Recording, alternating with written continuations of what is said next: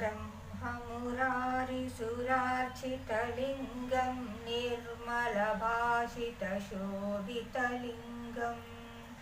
जन्मजदुःखविनाशकलिङ्गं तत्प्रणमामि सदा शिवलिङ्गम् देवमुनिप्रवरार्चितलिङ्गं कामदहनकरुणाकरलिङ्गं रावणदर्पविनाशकलिङ्गं तत्प्रणमामि सदा शिवलिङ्गं सर्वसुगन्धसुलेपितलिङ्गं बुद्धिविवर्धनकारणलिङ्गं सिद्धसुरसुरवन्दितलिङ्गं तत्प्रणमामि सदा शिवलिङ्गं कनकमहामणिभूषितलिङ्गं फणिपतिवेष्टितशोभितलिङ्गं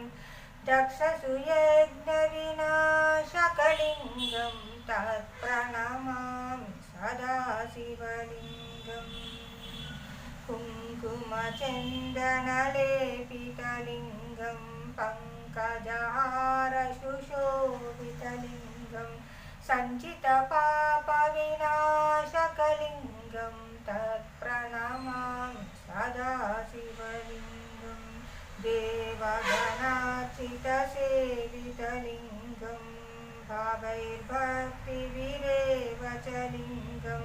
दिनकरकोटिप्रभाकरलिङ्गं तत्प्रणमामि सदा शिवलिङ्गम् अष्टदलोपरिवेष्टितलिङ्गं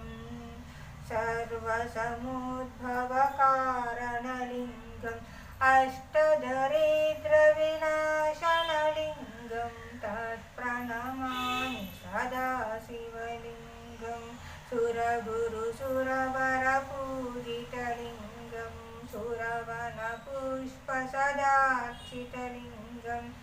परमपदं परमात्मकलिङ्गं तत्प्रणमामि सदा शिवलिङ्गं तत्प्रणमामि सदा शिवलिङ्गम् लिङ्गाष्टकमिदं पुण्यं या पठे शिवसन्निधौ शिवलोकमवाप्नोति शिवेन सह मोदते।